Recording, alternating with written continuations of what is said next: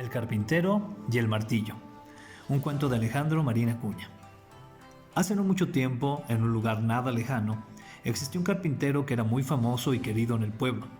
Era un carpintero con grandes habilidades y grandes conocimientos, los cuales había desarrollado durante muchos años a través de la experiencia, el esfuerzo, el ingenio y la habilidad natural, claro. Y, dicho sea de paso, todo esto en medio de un gran número de aciertos y desaciertos. Los pobladores del lugar donde residía el carpintero constantemente se enfrentaban en el devenir de la vida con diferentes problemáticas a resolver, en donde requerían de muebles, aparatos o máquinas en general que les ayudaran a resolver dichos problemas.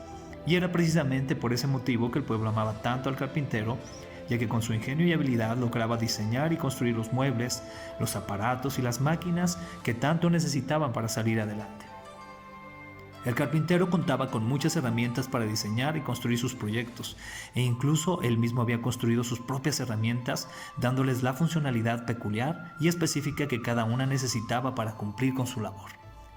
De todas esas herramientas, que por cierto eran bastantes, tenía una que era su favorita porque ésta le permitía no solo construir, sino que en algunos de los casos incluso destruir con facilidad y rapidez aquellos proyectos que consideraba no funcionales o que simplemente no llegaban a ser de su agrado.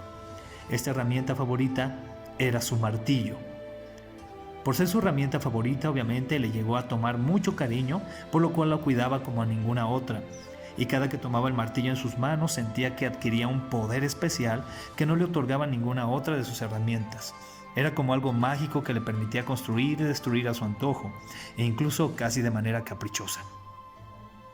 Fue tanto el cariño que comenzó a tener por esta herramienta que incluso comenzaba a hacer de menos a las otras herramientas e intentaba aún hasta construir algunas partes de los muebles, máquinas y aparatos en general solamente usando el martillo, siendo que realmente se requería de otras herramientas como el desarmador, el alicate, las llaves inglesas, las llaves Allen o el cúter, entre otros. Como resultado sucedió que los muebles, máquinas y herramientas no eran terminados con la calidad o funcionalidad esperada, y esto comenzaba a afectar al pueblo en general, ya que las creaciones del carpintero ya no resultaban ser como eran antes, y más que solucionar los problemas, de hecho, comenzaban a sumar más complicaciones a sus inconvenientes. Estos inconvenientes afectaban a la dinámica de vida del pueblo e incluso comenzaban a afectar las interrelaciones, incluso la personalidad, y algunos también en el pueblo se sentían extraños. El carpintero se comenzó a percatar de esto y se propuso solucionar dicha manía, y se dijo a sí mismo: usaré el martillo solo para lo que fue hecho y usaré una vez más mis otras herramientas según sea la necesidad. Mañana mismo comenzaré. Pero entonces, esa noche, cuando todos estaban durmiendo tranquilamente, sin mencionar a los que no podían dormir por causa de los problemas ocasionados por el mal uso del martillo, sucedió algo inexplicable y sobrenatural. Por alguna razón y sin explicación alguna, el martillo adquirió vida propia y junto con eso la capacidad de hipnotizar a su usuario o a quien le tuviera en sus manos.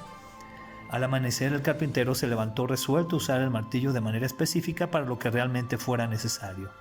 Pero no se imaginaba que el martillo que tanto quería ahora lo esperaba de manera consciente, con vida propia y decisiones prácticamente individuales, y con la misión de que al ser tomado en las manos de su usuario lo hipnotizaría.